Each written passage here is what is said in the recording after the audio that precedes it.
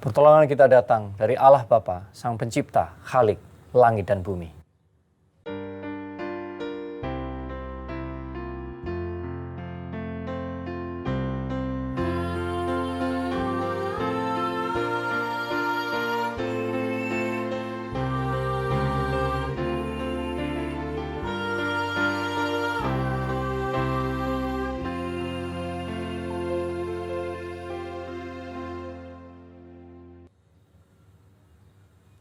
Tuhan beserta kita semua.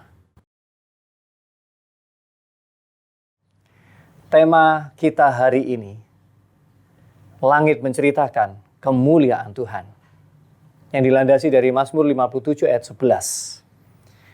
Tinggikanlah dirimu ya Allah, biarlah kemuliaanmu mengatasi seluruh bumi.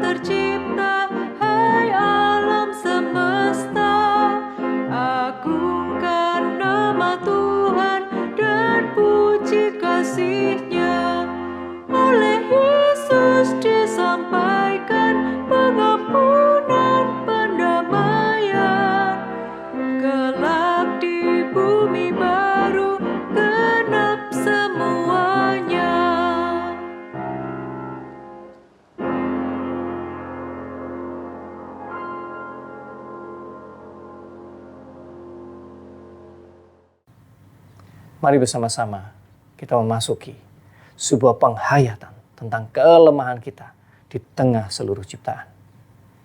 Mari kita tundukkan diri kita. Ya Tuhan, kami sungguh mengaku di hadapan-Mu bahwa kami adalah salah satu ciptaan-Mu yang sulit untuk memahami dan sulit untuk menggerakkan diri kami lebih dan lebih lagi. Untuk dengan serius menjaga, merawat alam ciptaan-Mu ini demi masa depan cucu-cucu dan generasi penerus yang ada di bumi ini. Karena bumi ini sudah semakin hancur dan rusak. Tuhan, ajar kami untuk mau berani menginvestasikan sesuatu di situ. Pikiran kami, hati kami, tenaga kami, dan segenap kemampuan kami. Dan kami sadar ya Tuhan, bahwa itu semua belum sebanding dengan kasih dan karya-Mu yang begitu dahsyat ini. Inilah segala pengakuan kami akan kelemahan kami. Terimalah Tuhan, bersama dengan ketulusan hati kami. Amin. Mari dengan berdiri kita terima berita anugerah dari Tuhan. Langit memberitakan keadilannya dan segala bangsa melihat kemuliaannya. Mazmur 96 ayat 6. Demikianlah berita anugerah dari Tuhan. Mari kita memberikan salam damai satu sama lain.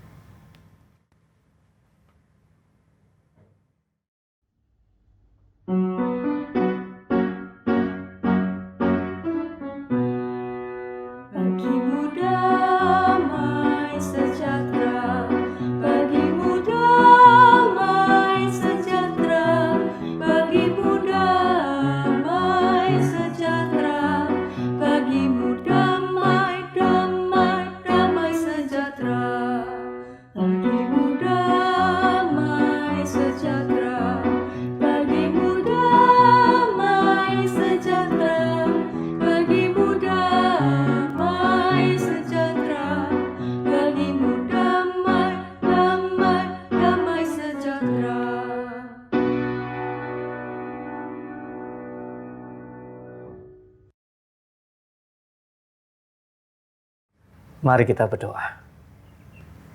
Ya Tuhan, kami ingin mengarahkan hati kami sepenuhnya kepadamu. Merasakan hadir-Mu di dalam seluruh kehidupan kami, terutama melalui alam, langit yang menceritakan tentang-Mu. Hantar kami bersama kekuatan kuasa Roh Kudus yang ada dalam hati kami. Amin.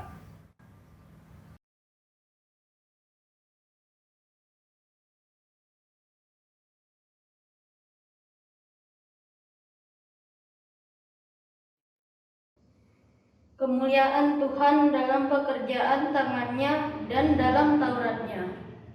Untuk pemimpin biduan Mazmur Daud. Langit menceritakan kemuliaan Allah dan cakrawala memberitakan pekerjaan tangannya. Hari meneruskan berita itu kepada hari, dan malam menyampaikan pengetahuan itu kepada malam. Tidak ada berita dan tidak ada kata, suara mereka tidak terdengar. Tetapi gema mereka terpencar ke seluruh dunia, dan perkataan mereka sampai ke ujung bumi. Ia memasang kemah di langit untuk matahari, yang keluar bagaikan pengantin laki-laki yang keluar dari kamarnya. Girang bagaikan pahlawan yang hendak melakukan perjalanannya.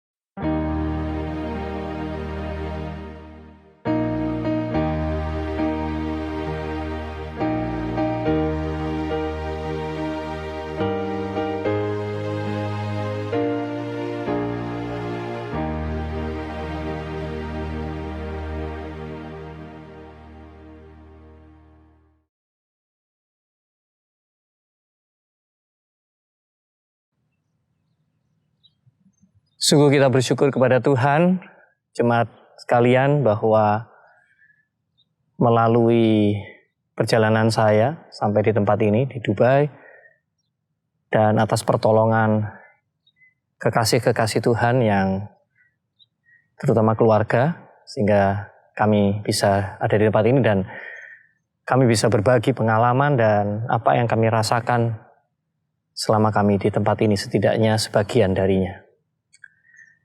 Saudaraku yang dikasihi Tuhan, Dubai, kota ini adalah kota yang sangat sibuk. Kalau kita perhatikan di mana-mana, bahkan bisa dikatakan 24 jam.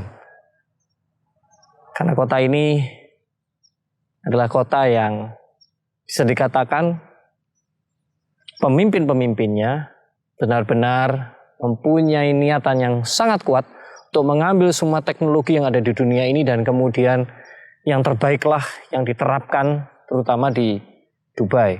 Walaupun memang pusat dari negara ini sebetulnya di Abu Dhabi, dari 7 negara bagian yang ada di Uni Emirat Arab.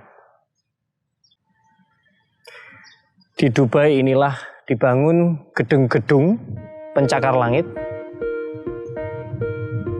dan termasuk gedung-gedung yang menjadi ikonik di dunia.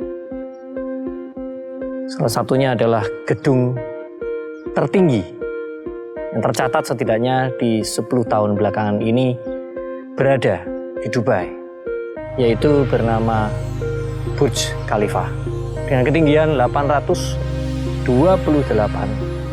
meter.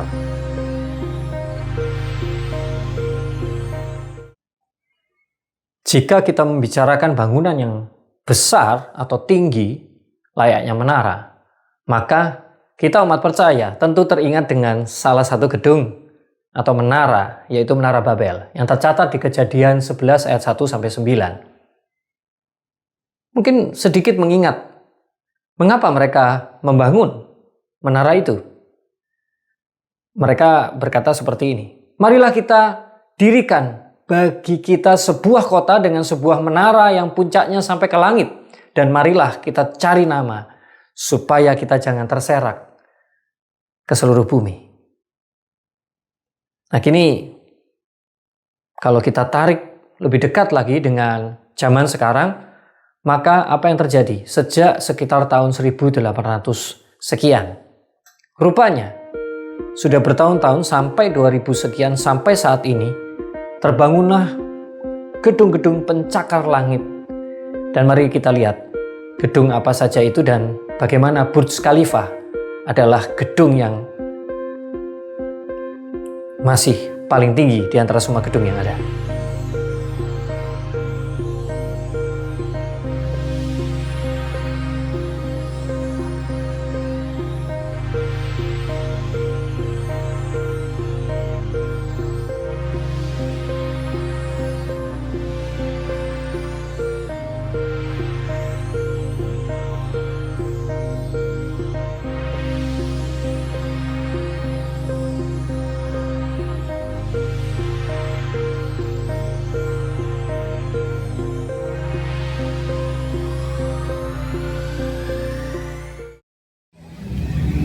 Ini sekarang saya ada di Burj Khalifa. Di belakang saya, dan di sini ada air mancur yang menari bersama musik. Dan apa yang Anda pikirkan jika melihat gedung-gedung pencakar langit ini?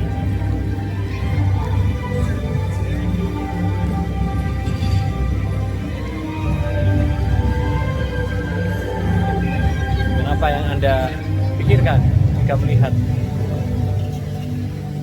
apa yang sedang terjadi di sini?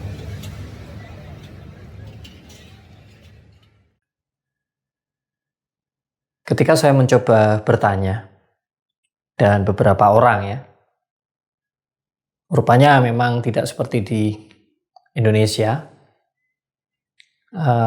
Rupanya kita dengan mudah atau bisa melihat ke langit itu begitu bersih dan jernih, dan kita jarang melihat gedung pencakar langit, terutama di Bondowoso atau di kota-kota kecil, apalagi di desa-desa.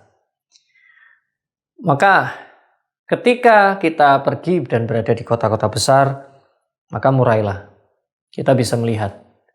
Dan apa perasaan kita ketika kita melihat langit yang begitu indah, begitu dahsyat, membuat kita kagum dan mungkin sampai sekarang masih sangat teringat di pikiran kita. Dan bagaimana ketika kita melihat gedung yang tinggi itu, apakah yang keluar dari pikiran kita? Ternyata sebagian orang mengatakan kalau melihat langit, maka mereka tentu akan terkagum-kagum, gitu ya. Seperti ada lagu yang sangat kita kenal.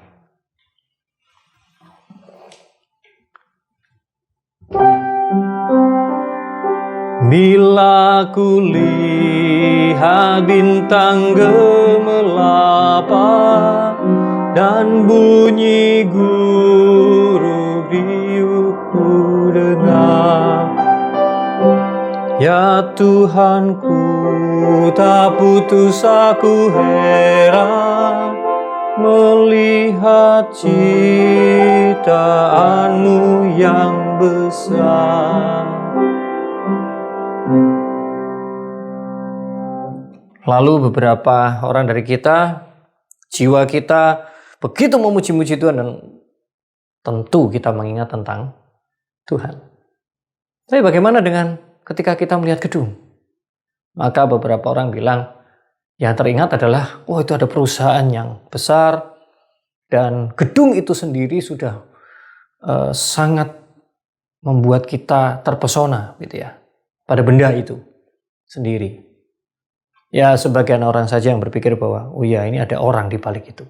Dan yang paling mungkin jarang adalah bahwa di balik gedung itu, di balik perusahaan itu, di balik orang-orang yang merancangnya, tentu kembali lagi tanpa Tuhan, sebenarnya semua itu tidak mungkin bisa terwujud. Kita jangan tergoda untuk membandingkan apa yang terjadi dengan gedung-gedung tadi, pencakar langit, dengan apa yang terjadi di Menara Babel, yang terjadi di Perjanjian Lama. Mengapa? Karena Menara Babel ini mempunyai masalah dengan kerohanian atau dengan agama, terutama kita sebagai pengikut Kristus. Ketika kita masuk ke dalam Alkitab Perjanjian Lama dan kita melihat apa yang terjadi dengan mereka, karena rupanya tujuan mereka adalah ingin menguasai, mempersatukan manusia, iya, tapi mereka lupa bahwa yang bisa mempersatukan manusia hanyalah Tuhan sendiri. Jadi mereka masih meyakini bahwa mereka bisa menyaingi Tuhan. Bahkan motif mereka membangun menara sebenarnya ingin mencapai Samayim. Samayim adalah awan. Dalam dunia Perjanjian Lama memang langit itu seakan-akan ada batas di sana bagi mereka, di mana ketika mereka mencapainya maka mereka bisa setara atau sama tinggi dengan tempat dari Tuhan. Itulah pemahaman mereka, sehingga kemudian Allah menyetop proyek itu dan mencerai-beraikan mereka. Nah, apa yang terjadi dengan bangunan-bangunan yang baru saja kita lihat? Rupanya Burj Khalifa yang dibuat di Dubai ini punya tujuan mirip dengan apa yang terjadi dengan Indonesia di beberapa waktu yang lampau dan juga mereka di waktu yang lampau. Negara-negara ini, Indonesia, Uni Emirat Arab adalah negara-negara yang hanya dipandang sebelah mata oleh negara-negara yang sudah maju. Nah, sehingga mereka punya tujuan untuk meningkatkan martabat mereka meningkatkan teknologi mereka untuk menunjukkan bahwa mereka modern dan bisa berhadapan-hadapan dengan negara yang lebih maju dan berbicara sebagai bangsa yang setara. Dan itulah yang juga dilakukan oleh Bung Karno ketika ia membangun Monas di Jakarta dengan arsitek bernama Sujudi. Ketika kita sudah memahami ini, maka barulah kita bisa masuk ke Mazmur yang menjadi sumber kita. Bagaimana gedung-gedung ini kita bandingkan dengan bagaimana kita melihat langit. Dan ternyata langit jauh lebih memudahkan manusia untuk langsung merasakan Tuhan. Itu aja masih kadang-kadang belum tentu berhasil ya saudaraku. Sedangkan bagaimana dengan gedung? Wah, lebih sulit lagi. Rupanya gedung itu sendiri sudah membuat orang sulit untuk melihat Tuhan. Bahwa Tuhan ada di belakang semuanya itu. Nah, itulah karya manusia yang begitu indah dan pada akhirnya begitu sulit untuk menunjukkan kemuliaan Allah. Mazmur mengatakan, langit menceritakan kemuliaan Allah dan cakrawala memberitakan pekerjaan tangannya. Berapa kali saudara bisa merasakan ini dalam hidup saudara? Dan kalau kita merasakan di Indonesia yang begitu hijau dan kemudian bagaimana kadang-kadang kita memasuki musim penghujan yang lebat dan seterusnya ya, sampai kita banjir gitu ya. Sementara di dunia Timur Tengah, dan berbeda dengan di tempat ini tentunya, di tempat di mana pemazmur ini menulis, ya, rupanya di sana terjadilah seperti yang digambarkan di ayat 6. Matahari dari ujung langit ia terbit. Di ayat 6 dikatakan, dan ia beredar sampai ke ujung yang lain. Tidak ada yang terlindung dari panas sinarnya. Saudara, mungkin bagi kita kalau kita dengar panas sinarnya, maka kita merasa, oh ini adalah sesuatu yang membuat kita berkeringat, kita merasa, kepanasan gitu ya. Padahal saudara, kita tahu semua bahwa tubuh kita juga membutuhkan panas matahari. Dan tentu tumbuh-tumbuhan juga membutuhkan, seluruh ciptaan membutuhkan. Pemazmur menggambarkan betapa langit yang melaluinya, maka matahari hadir dan memancarkan kehidupan. Dia bisa sekaligus membunuh hal-hal yang tidak baik, dan dia bisa ikut memberikan hal yang tidak bisa diberikan oleh siapapun dan apapun yang ada, yaitu sinar matahari yang bisa membantu, menolong kita semua bertumbuh, berkembang. Setelah kita melihat karya Allah dan Tuhan kita yang begitu dahsyat dan besar melalui langit dan seluruh ciptaannya, maka kita sadar bahwa kita dan siapapun makhluk yang ada tidak akan mampu menandingi ciptaannya. Dan melaluinya Allah menceritakan bagaimana dia menciptakan, bagaimana dia memelihara.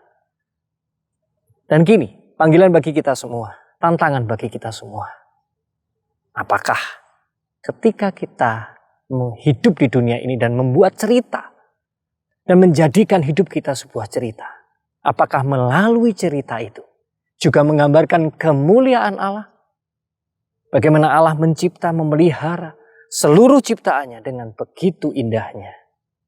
Kini tugas dan panggilan yang mulia ini ada di pundak kita. Kiranya kita masing-masing berjuang dan tetaplah dengan penuh semangat membawa kemuliaan Allah. Selamat bercerita melalui kehidupan Anda. Amin.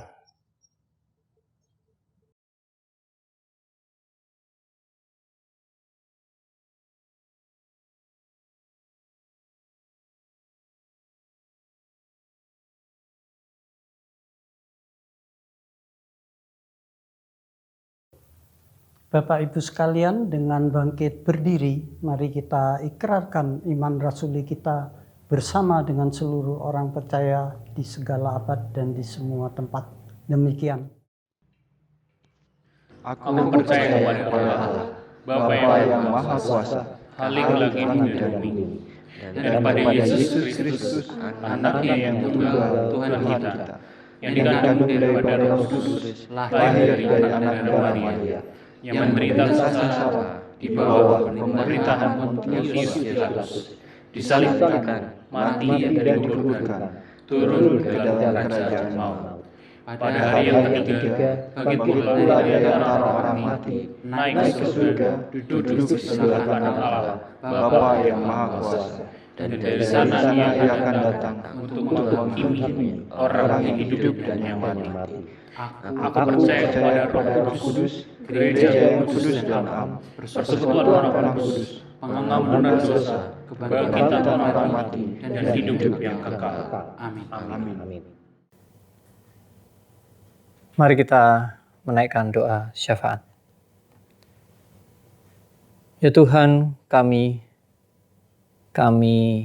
berada di tengah dunia-Mu yang begitu megah, indah, dan itu terjadi bukan karena karya manusia, namun hanyalah karya-Mu. Sehingga Tuhan tolonglah pemerintahan yang ada, baik Indonesia maupun berbagai bangsa yang ada, dan juga gereja-Mu, para pemimpinnya, rumah tangga demi rumah tangga, kami para orang tua. Bila kami membangun karya-karya, bukan hanya menjadikan sebuah benda, namun ada sebuah karya-karya yang bahkan hanya dikenang di dalam benak hati dan sanubari setiap orang. Biarlah setiap karya itu menjadi karya yang mampu dan berhasil mewujudkan kasih, kemurahan, dan terutama kemuliaan nama-Mu. Dan Tuhan, kami juga berdoa untuk setiap orang yang saat ini sedang menanggung berbagai permasalahan, baik untuk tubuhnya yang dalam kondisi yang butuh kesegaran, butuh pemulihan, dan demikian juga untuk kondisi tertentu di mana mereka yang sedang berduka dan perlu dihiburkan dan dikuatkan. Dan juga mereka yang saat ini sedang benar-benar terpuruk karena situasi saat ini yang berat. Sehingga perjuangan mereka pun seakan-akan menjadi begitu redup. Kiranya Tuhan munculkan api kasih-Mu dan semangat dari-Mu. Sehingga mereka boleh bangkit dan terus berjuang demi Engkau melalui keluarga, melalui pelayanan mereka, melalui pekerjaan mereka, melalui studi mereka. Dan bahkan melalui setiap peristiwa buruk yang mereka alami dan mereka bisa bersaksi tentang betapa besarnya Engkau bekerja di balik semua yang mereka alami. Kami Beri kesempatan jemaat Tuhan untuk memikirkan salah satu orang kekasih kita, saudara kita yang kita kenal dan perlu kita doakan saat ini. Mari kita doakan.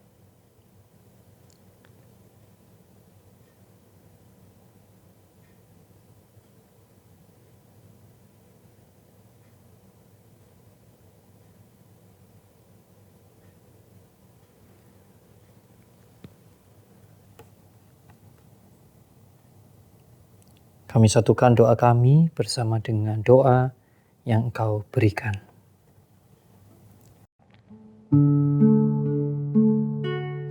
Bapa kami yang ada di surga, dikuduskanlah nama-Mu, datanglah kerajaan-Mu, jadilah kehendak-Mu di bumi seperti di surga. Beri kami hari ini makanan yang secukupnya. Ampuni salah kami seperti kami ampuni yang bersalah pada kami. Jangan bawa kami dalam pencobaan, melainkan lepaskan kami dari yang jahat.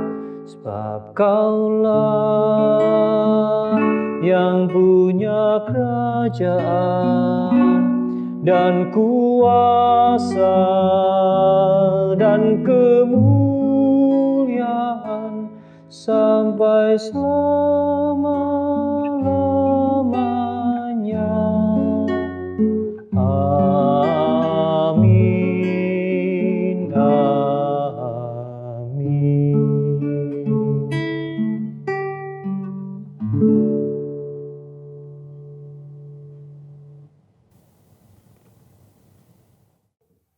Kesempatan bagi kita untuk mengungkapkan rasa syukur kita berupa persembahan. Untuk itu akan saya bacakan ayat untuk melandasi persembahan ini. Hendaklah masing-masing memberikan menurut kerelaan hatinya, jangan dengan sedih hati atau karena paksaan, sebab Allah mengasihi orang yang memberi dengan sukacita. Dengan bangkit berdiri, mari kita berdoa. Ya Bapa kami yang di surga, terima kasih Tuhan karena kami telah diberi kesempatan untuk mengungkapkan rasa syukur kita berupa persembahan. Berkatilah persembahan ini agar menjadi berkat bagi kemuliaan-Mu. Berilah kebijaksanaan kepada majelis jemaat yang mengelola persembahan ini Tuhan. Terima kasih Tuhan, doa yang tidak sempurna ini kami serahkan ke dalam tangan-Mu demi nama Yesus Kristus, Juru Selamat kami yang hidup. Amin.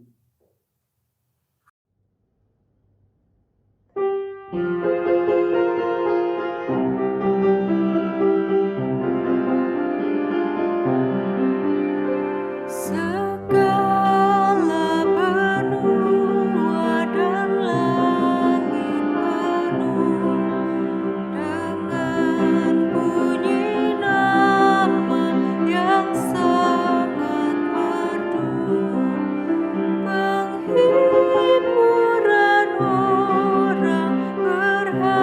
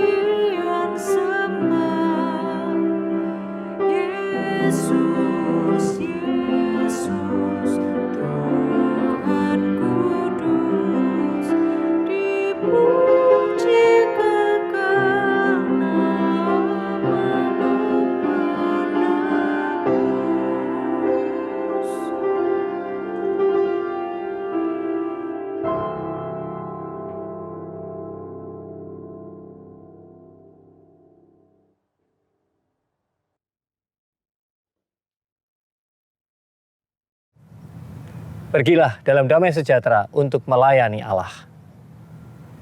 Terima berkat dari Tuhan.